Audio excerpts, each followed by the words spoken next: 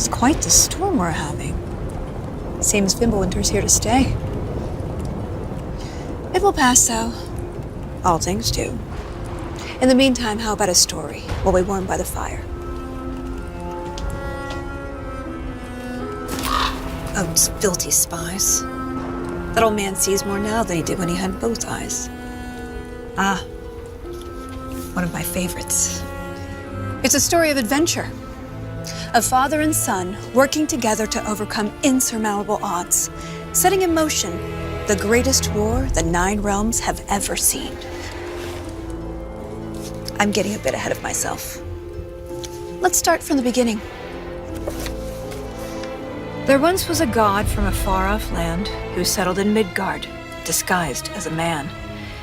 He started a new life, had a wife and a boy. They were happy together. In peace, they found joy. His wife passed away. Kratos mourned with his son. But where one journey ended, a new had begun. Faye's final request, though it seemed rather bleak, spread my ashes atop the 9 realms' tallest peak. As they readied themselves for the long road ahead, a stranger accosted them in their homestead. Baldur sought answers as Odin's hand. Kratos gave none to the Aesir firebrand. They made way for the mountains. Kratos taught the boy skills, keeping godhood a secret but training to kill. Gods were always in danger, this Kratos knew, but secrets, he'd learn, could harm the boy too. They found Mimir in a tree, punishment for his wrongs, so they lopped off his head, and they brought him along. Mimir held ancient wisdom and knew the lost god of war. He warned, "Tell the boy," but Kratos ignored. No, now hold on a minute. Is that all that's in there about me? Something to add? Actually, yes, I do. You see, Odin, in all of his dreadfully paranoid wisdom, trapped me in that bloody tree for perceived wrongs, and I led quite the colourful life before even meeting him.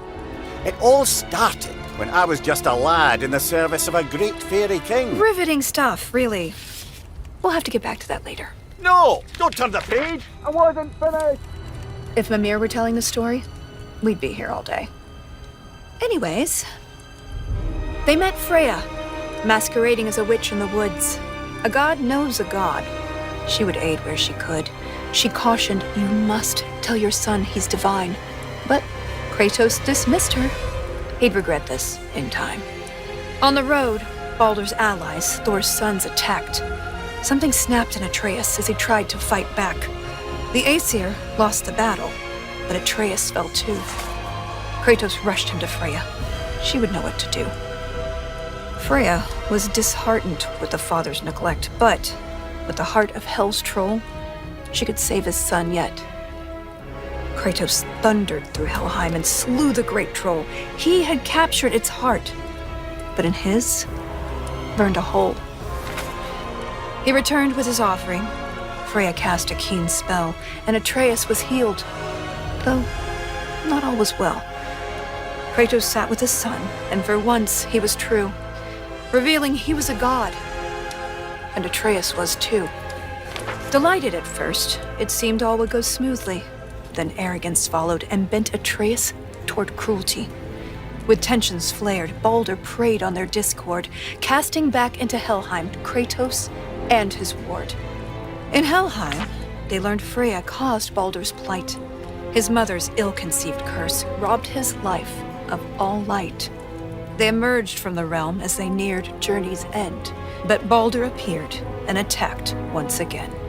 Atreus and Kratos were ready this time, stronger together with their power combined. Freya intervened on behalf of her son, begging Baldur's forgiveness for all that she'd done. Baldur strangled his mother. Kratos lunged with a snap. Baldur slumped. Freya wailed. And he died in her lap. Something changed in the world. Snow started to fall. The dawn of Fimbulwinter. The dusk of it all. Atreus asked, "Is this what it means to be gods? Killing our parents forever at odds?" "No!" Kratos bellowed as he dropped to one knee. we will be the gods that we choose to be. Finally, together, they reached the Great Peak, finding Jotunheim's temple, the giants' retreat. A prophetic mural showed the life they had led. The boy's mother was giant, they learned as they read.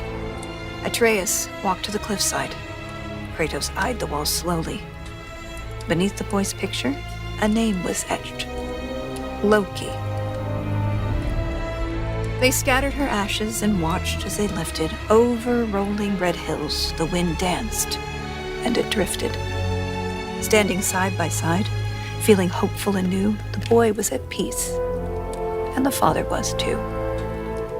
With their promise fulfilled, they returned to their home. They trained day after day, lest they'd reap what they'd sown. Atreus grew restless. Wary, Kratos remained. Ragnarok loomed as the great winter waned. Don't tell me you're thinking of stopping here. Things were just getting good. Well, I suppose we could go on a bit longer. An excellent idea. This is the most dramatic part.